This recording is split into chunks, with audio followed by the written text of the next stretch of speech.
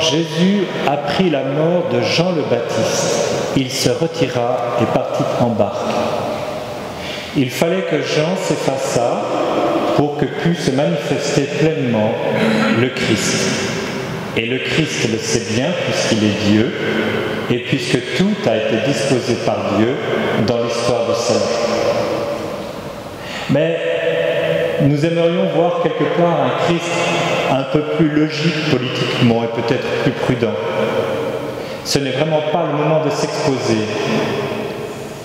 On pourrait croire qu'il serait triste, qu'il va se cacher, mais il sait bien qui va le rejoindre. Toutes ces foules innombrables, tous ceux qui sont assoiffés, affamés, fatigués. Et comme dans tout évangile, frères et sœurs, nous pouvons en retirer plusieurs enseignements, plusieurs éléments qui peuvent nous concerner.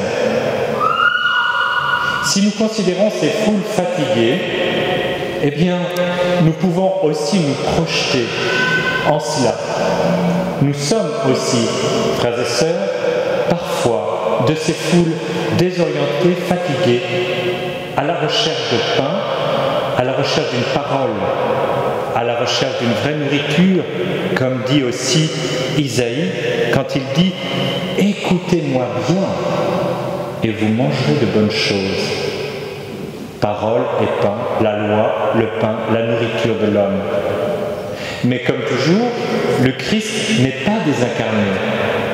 C'est ainsi qu'il se préoccupe aussi, non seulement de nourrir, de donner une nourriture spirituelle, d'expliquer et d'exprimer l'écriture qu'il résume tout entier en sa personne, mais de nourrir les corps, de rassasier les esprits et de rassasier tout l'être. Comme je vous le disais, on aurait pu attendre de lui quelques prudences. Au moins, c'est vrai qu'il aurait dû se retirer quelque temps pour voir comment ça allait venir tout ça. Et si nous regardons, alors à contrario, les disciples, c'est bien aussi leur attitude. Mais ces foules fatiguées, de quoi ont-elles besoin? Et sont seulement des foules d'il y a 2000 ans. Nous avons traversé, nous aimerions dire, nous avons traversé. Mais force nous est de constater que nous traversons, frères et sœurs, une période que je qualifierais à tout le moins extraordinaire, mais qui draine avec elle énormément d'incertitudes.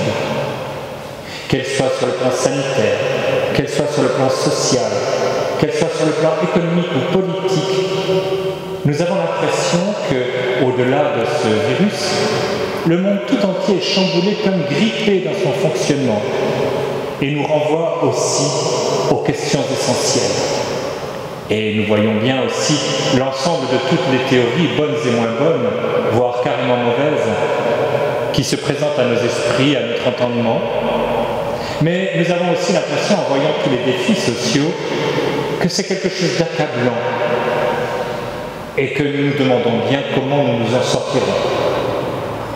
Nous pouvons louer le Seigneur pour notre Suisse qui est gouvernée, je le dirais quand même globalement, aussi sagement. Mais ça n'est pas tout, nous sommes inscrits, nous, 7 millions d'habitants, dans un monde à plus de 8 milliards d'habitants. Donc, je crois que ce n'est pas un scoop que de dire que nous ne sommes pas tout à fait seuls. Nous avons aussi quelque chose à faire. Comme les disciples, nous avons quelque chose à faire. Penchons-nous un peu sur leur attitude, ces disciples. Ils sont raisonnables, ils sont toujours raisonnables, même dans leurs questions qui nous paraissent, a fortiori ou a posteriori, un peu bêtes. Mais, à y bien regarder, ce sont nos questions. Quand ils disent le soir, ce qui est normal, l'endroit est désert, donc finalement il n'y a pas d'épicerie dans le coin, renvoie-les donc au village. Qu'ils s'achètent avec quel argent? Ils n'en ont certainement pas. Qu'ils s'achètent de quoi manger. Manière de dire que finalement, bon, c'est bien, tu les as enseignés, maintenant, voilà, tu dois te détacher un petit peu de tout ça, et en tout cas, ne pas nous charger de ce que nous ne pouvons en aucun cas faire. Alors évidemment, cette réponse et cette injonction du Christ qui ne laisse jamais de nous surprendre, donnez-leur vous-même à manger. C'est quand même une provocation. C'est bien, nous sommes baptisés, nous sommes appelés à participer du royaume, et nous sommes aussi témoins, engagés comme les disciples auprès du monde. Mais enfin, c'est raisonnable de dire on ne peut pas tout faire. Et puis, passer un certain âge, passer certaines fatigues, on regarde l'apport de nos moyens, on voit un petit peu comment on peut combler nos familles, mais on ne peut pas venir au secours, entre guillemets, de toutes les misères spirituelles ou corporelles du monde. Je crois que c'est raisonnable. Mais c'est ça le problème avec l'Évangile, c'est qu'il est exactement tout sauf raisonnable. Donnez-leur vous-même à manger. En engageant les disciples à faire cela, il veut leur dire quoi? Je le sais que vous n'avez pas dans votre besace de quoi nourrir 5000 personnes. C'est impossible et c'est au-dessus de nos efforts humains. Par contre, je sais que si vous changez vos attitudes et que si vous vous faites changer dans un esprit de partage, de confiance, de foi, alors là, c'est la graine qui fait lever la pâte tout entière. Et on en revient toujours là. Le Christ nous dit, vous les foules, j'ai quelque chose pour vous qui peut vous sauver. Il nous dit, vous les disciples, j'ai de quoi venir au secours de vos générosités défaillantes. Là où vous pensez ne pas avoir, vous avez plus que vous ne pouvez imaginer. La multiplication des pains et des poissons n'est pas sans nous rappeler aussi la manne dans le désert. Le psaume que nous avons lu aujourd'hui, le psaume 144, « Le Seigneur est tendresse et pitié, lent à la colère et plein d'amour. » Imaginons Moïse et le buisson ardent, ce buisson qui brûle mais n'est pas consumé. Il brûle de l'amour même de Dieu, de la présence de Dieu en son sein, d'un Dieu qui sans cesse se donne, jamais ne consume, toujours nourrit. Dieu s'est penché, il a vu la misère de son peuple, il a vu notre misère aujourd'hui, il ne nous laisse pas seuls. Et la parole de Dieu n'est pas une parole qui est réservée pas à l'église le dimanche, et puis après c'est bon jusqu'à la semaine prochaine. C'est idiot.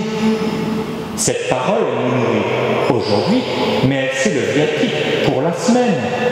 Et si nous nous épuisons un peu, nous pouvons aller à la messe au milieu de la semaine, pour bien enjamber avec des ponts à plusieurs jambes. Mais quoi qu'il en soit, Dieu nous nourrit.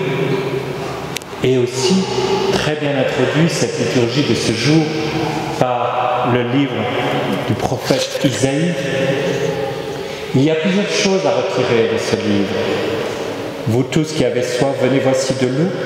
Venez acheter et consommer sans argent et sans rien payer.